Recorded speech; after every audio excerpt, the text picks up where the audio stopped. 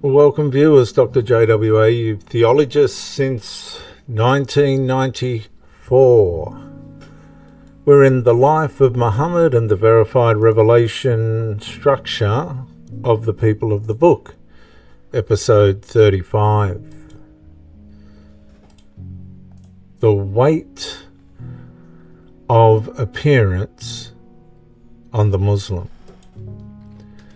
The mosque corridor empties slowly, shoes scrape across the tiled floor.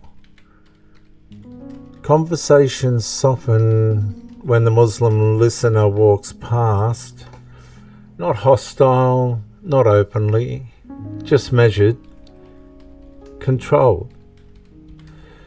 In the previous episode, viewers, the soul inside Muhammad's developing Islamic ideological system began bargaining internally against unresolved contradiction inside the Muslims. Inside this episode, the pressure changes from the weight of appearance, because once belonging becomes tied to visible righteousness, appearance itself slowly becomes survival. And at first, the Muslim inside the Islamic ideology structure barely notices it happening. The smile stays longer, the answers become clearer, the uncertainty disappears publicly before it disappears privately. And eventually the deeper realization for the Muslim quietly surfaces inside the Islamic performance-governed obedience systems. Visible appearance can become more important than inward truth itself. And the mechanism becomes extraordinarily dangerous because the Muslim slowly learns how to look spiritually stable while inward tension keeps spreading underneath. A repeated prayer, a phrase is quoted,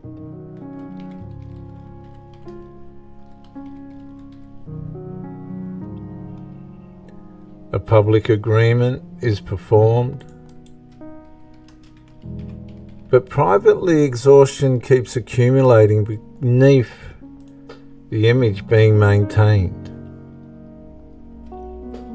The pressure is no longer operating through direct confrontation alone.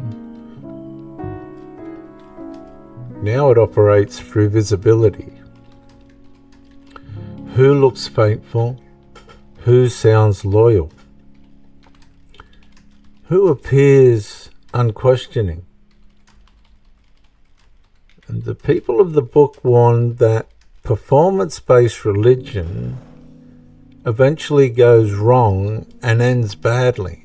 And Muhammad missed this sacred principle when he gleaned from the people of a book to initiate Islam. Because where righteousness becomes performance, sin isn't conquered, sin grows.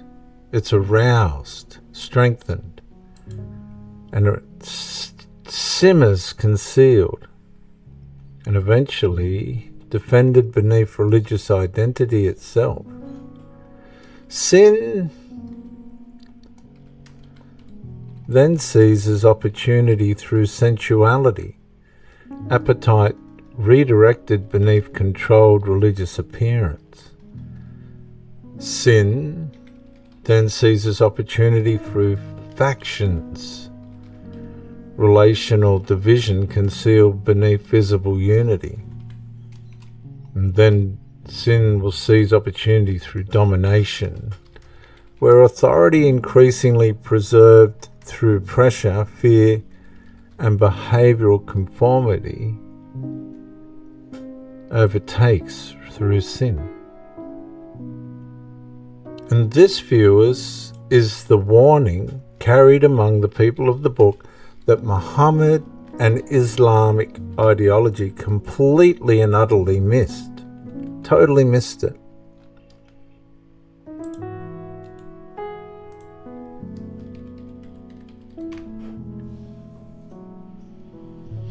Externally managed righteousness may regulate behaviour publicly, but privately sin continues spreading wherever temptation remains active. Insecurity remains hidden. Performance governs acceptance. And inward corruption survives beneath religious identity because it's the religious requirements that cause sin to flourish. And the people of the book expose the danger directly. Romans 7:8, they wrote, sin seizing opportunity through the commandment being the things that they thought made Allah happy or stopped him from being sad. That's the paradox that Muhammad missed. And the Quranic submission structure repeatedly reinforces visible obedience beneath collective religious order. Quran 3:103 reads, and hold firmly to the rope of Allah altogether, and do not become divided. That reinforcement matters enormously because once public appearance becomes psychologically fused to spiritual legitimacy itself, the Muslim adherent increasingly begins protecting image before confronting inward contradictions honestly. A young Muslim lowers his eyes during discussion. Another laughs at a joke he internally disagrees with. Someone stops asking questions entirely, not because certainty arrived, because appearance became safer than exposure. And eventually, another realization begins surfacing quietly inside the Muslim listener.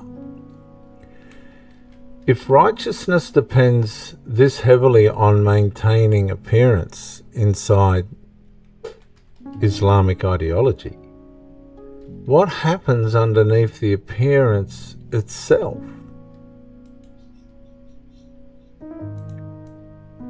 The corridor grows quiet. The performance remains intact. But inwardly, for the Muslim, the weight keeps getting heavier. I'm Dr. J.W. Ayub, theologist since 1994. I'll see you in the next episode, but until then, like, subscribe, comment to educate me, and share the video to help somebody else. Bye for now.